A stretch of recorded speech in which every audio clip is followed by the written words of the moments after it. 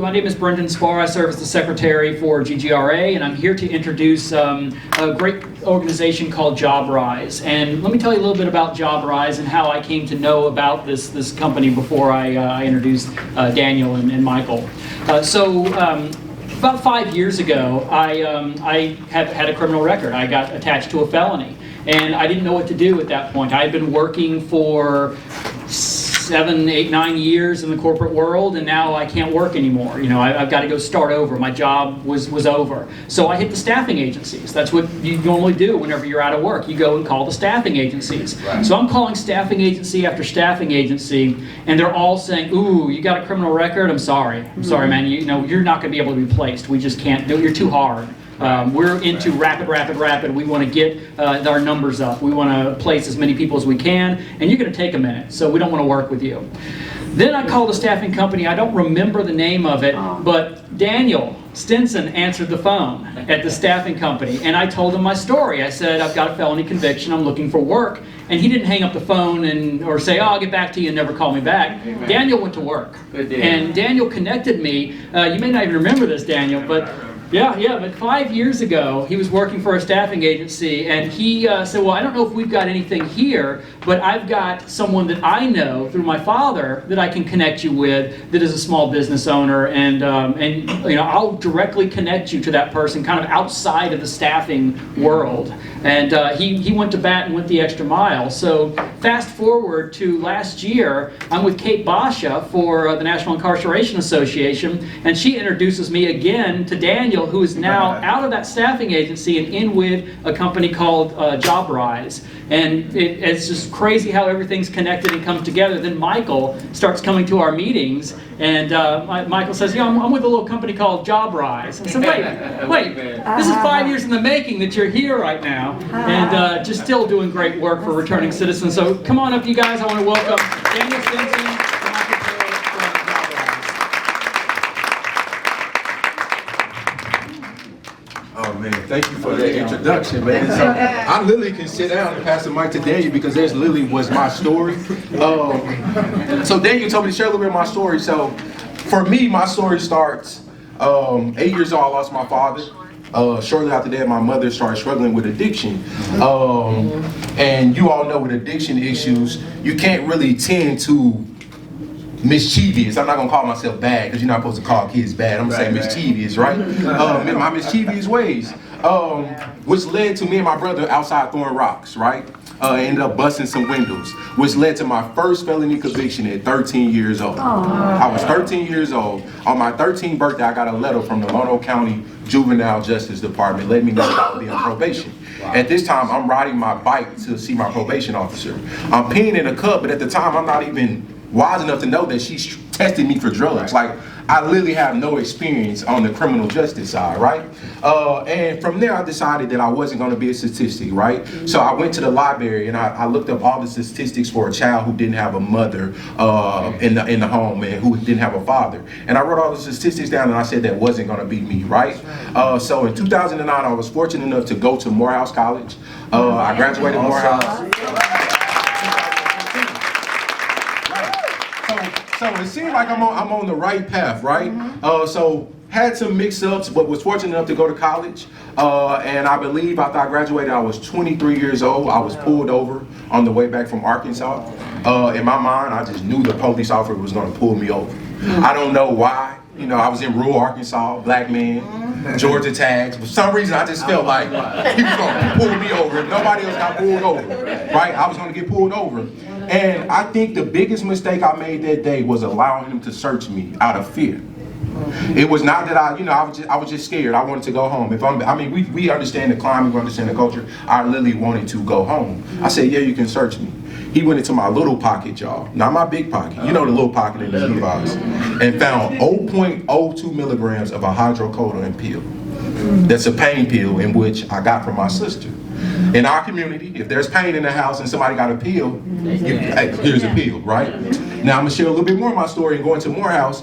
You get that in our community, you hear acting funny, right?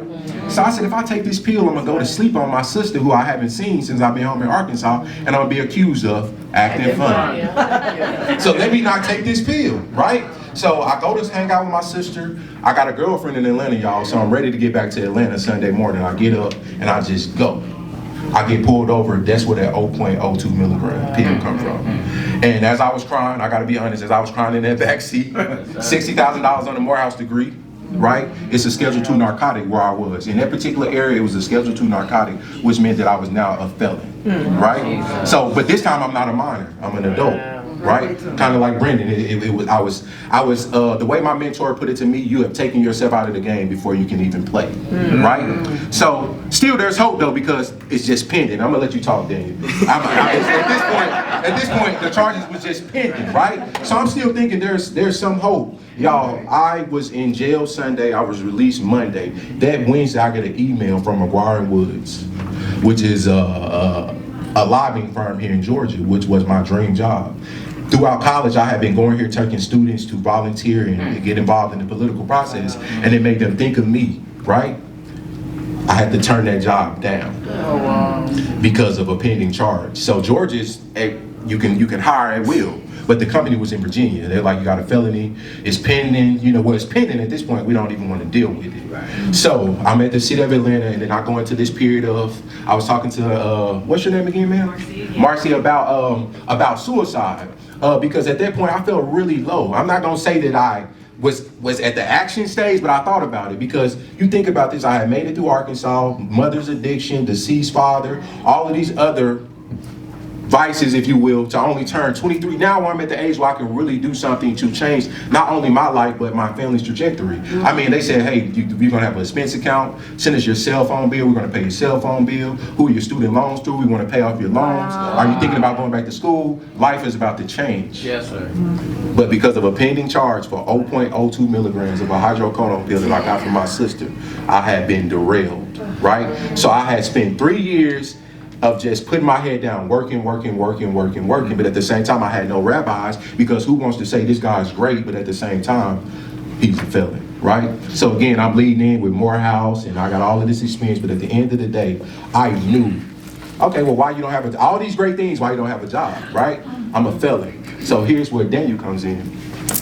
One day, I went to a Second Chance Summit. And some said, you need to go talk to, it was the Dave's Killer Bread Summit, which they had a couple years ago downtown Atlanta. Something said, you need to go speak to that guy. Not him, not her, you need to go speak to him specifically. And you ought to know I'm not lying to be sitting here today, right? It has to be, sounds like you need to talk to him. So I talked to him and he gave, hey man, energy, and it felt good.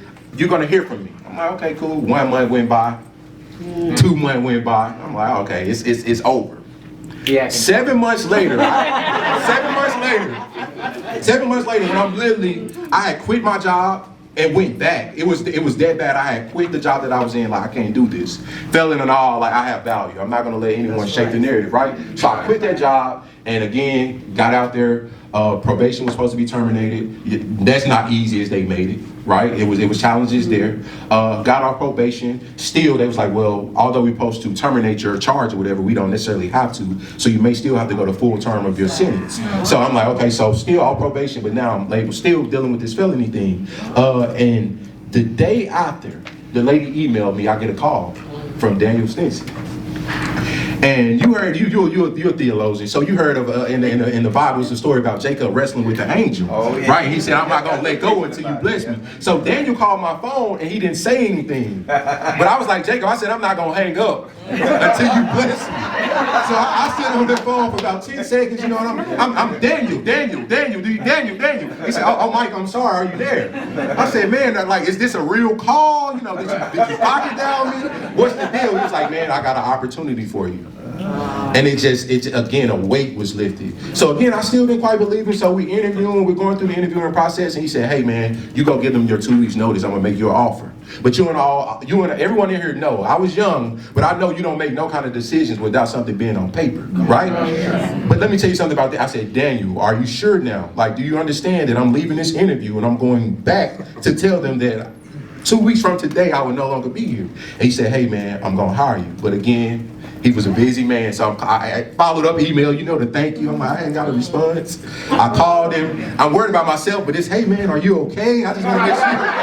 nothing's happened to you, you know, because you done offered me this job and I'm coming. And come to find out, he told me, he said, hey man, I want you to, go on vacation, enjoy your time, and then he gave me a start date. And the rest is history. So I wanted to introduce him to give you all, to show you what he stands for and what the company stands for, so you get to try before you buy to a certain extent. So I'm literally a living witness of everything that Daniel stands for, everything that JobRise stands for. He's one person who you wouldn't think so, but I've never been able to, I never feared sharing my story with him. I was able to be completely transparent. He was the first, white man I ever sit across from and scream that I was a felon, right? Typically, you don't want to lead in with that. But I mean, this man literally heard my story and said that he wanted to help. So I was working for the staffing company, again, IT, telecom, very traditional, corporate style recruiting.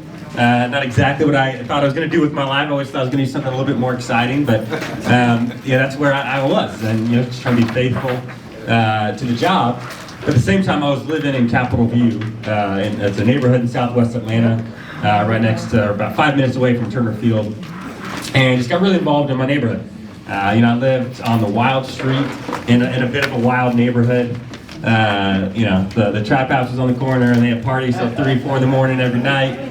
It was always a party going on, and all the guys, around my age in their 20s and 30s, had records. And so, over time, we developed some relationships, became really good friends, and, when you're friends, you get to know what's going on in each other's lives. And so my friends would come to me and say, hey, I heard you help people get jobs for a living. I need a job. I'm aware staying on the corner is not great to live. It's not something that I want to do long term. I want to provide for my kids and be able to, get them birthday presents and Christmas presents. But who's going to hire me? I started getting locked up when I was 13 years old. And when it's your friend, that hits you. And when your job is to help people get jobs, you feel like you want to do something. But to be honest, most of the employers were not second chance friendly. And honestly, the owner of the company was not my company that I worked for. Wasn't very second chance friendly. So I felt that cognitive dissonance of, man, these are my friends, I want to help, but I can't do it in this current situation, so what can I do? So I just started kind of asking questions and reaching out to people and kind of biding my time until eventually an opportunity did come. And one of my really good friends, Tay, I was able to land him a job. Just for a week, not even a long-term job, just a week-long job. Yeah. And he was excited for it, and so he would get up at 5 a.m. every day to get on the train, then to get on the bus to get to the job site because he didn't have a car, and he would get there by 7 every single day. And literally every single day that week, he texted me, "Thank you for this opportunity. I'm never going to let you down." Amen. And at the end of the week, the operations manager, the construction manager on the job was like, "Wow, you got any more Tays? Send him my way. He's awesome." And so that 1-week job turned into a 2-week job. Turned into a 1-month job, turned into a 6-month job, turned into a full-time position for Tay. And literally, it went from every day to like every other day to every other week. Tay would still text me, "Thank you for this opportunity. I'm never going to let you down." And then 2 years later, he's still sending me that text. And so, I've been staffing for a while at that point, and I'll be honest, that had never happened before. No one had ever texted me, "Thank you for this opportunity. I will never let you down." That was the first time. And I'd never had someone follow up so regularly. And so in my head, I'm thinking, wait a second, I wonder if Tay's not that unique, actually. But maybe there are other guys just like Tay who are desperate for an opportunity. Yeah, they made some mistakes when they were younger. But all they want to do now is prove that last mistake shouldn't define the rest of their lives. And so I helped another buddy get a job, another buddy got a job, and the story stayed the same. There was this consistent ring of these guys who wanted to prove that they were great people and hard workers and would be loyal to their companies. And so now the wheels were really spinning because I love business. I've always loved business. I've always known I wanted to be in business. And so now I found this talent pool that are intentionally excluded from the labor market. Right. Oh my goodness. But it turns out they're actually better than the labor market I was looking for. At the same time, we hear all the statistics in the news. There's a labor shortage in pretty much every industry, and particularly in the trades. I mean, they are desperate, and the gap between the amount of workers and the amount of jobs is just widening every single day. So that means there's a business opportunity. There's a need over here in the businesses, here's a group of people who make amazing employees. There's a gap in the middle, which is really the reputational equity. So what if we start a staffing company that can provide that reputational equity and provide the opportunities for these incredible people to the employers who are looking for jobs? So, I shopped the idea for 2 years. I'm a pretty risk-averse person, actually. And so I shopped the idea for 2 years, trying to find someone else who's kind of doing it at a pretty big scale that I could just come on board and I'll work for them and I'll help them grow. And honestly, I just didn't find many people doing it at a bigger scale. There's a few people doing it, trying, but no one had really kind of solved the problem. And so during that 2-year time, I ended up getting introduced to a gentleman out of Pittsburgh, Pennsylvania, and he was doing what I was doing, but even on a bigger scale. Not only was he helping people find jobs, he had a little business incubator where he was helping entrepreneurs launch their businesses. And then took my idea of the staffing piece and even expanded it. And so, I said I'm not risk averse, and I wasn't. I didn't think that I was, but I ended up 3 months after my first son was born, I quit my job to start this staffing company, helping people with criminal backgrounds return back to the workforce. So, yeah, thank you. So that was 1 year ago, and a few months ago, we launched the company. And happy to say, 1 year later, we still exist, which is better than 75% of new businesses. So, we're excited about that. But we'll be honest, it's a challenge. We still haven't solved the problem yet. We're working on it. We're growing. The way I think about it is like a business cycle. And so, in business school they talk about, you've got your innovators, which is about 2.5% of the population. Then you've got your early adopters, which is about 13% of your population. Then you got your early majority after that. So you really change the game once the early majority comes on. And where we are in the reentry space, and particularly around hiring our returning citizens, is we're at the very front edge of the early adopters.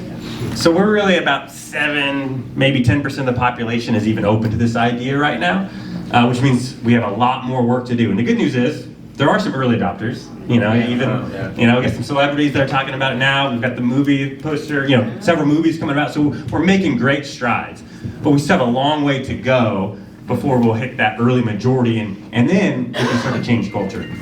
And so, one of the most important things when we started JobRise was that it would be a for-profit company, because we think that was going to be a vehicle, a tool to help change the culture. Because when businesses realize, hey, you can make money by hiring people with criminal backgrounds, then people will start hiring people with criminal backgrounds. The pocketbook is really how you get to change people's behavior.